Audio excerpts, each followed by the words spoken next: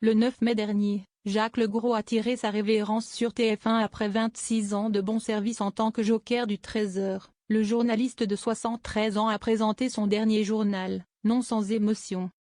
Pour sa dernière, Jacques Legros a en effet laissé couler quelques larmes avant de faire la passation avec sa remplaçante, Isabelle Iturburu, elle aussi très touchée.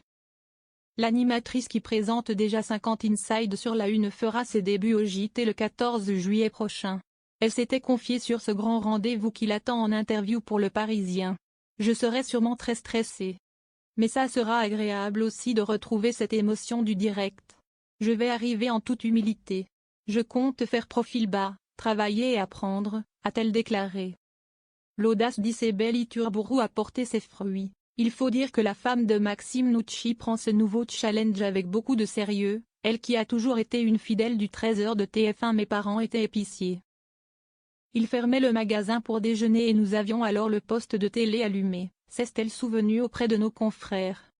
Attachée au programme, Isabelle Iturburu a donc tout fait pour décrocher sa nomination dès lors que la place était vacante, car, au départ, elle n'était même pas envisagée par la direction de la première chaîne.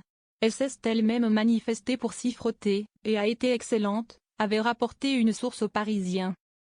Jacques Legros avait lui aussi été très convaincu par la maman de Mia, passée par Canal+ où elle se consacrait au rugby. Les journalistes qui viennent du sport, et a fortiori du rugby, sont forcément des gens qui ont du métier. Ils ont une aisance incomparable. Et puis, moi, les gens qui ont le sourire, comme c'est son cas, je dis oui tout de suite. À 13h, on a besoin de ça. On ne peut pas être un peu raide comme dans d'autres éditions, jugeait-il.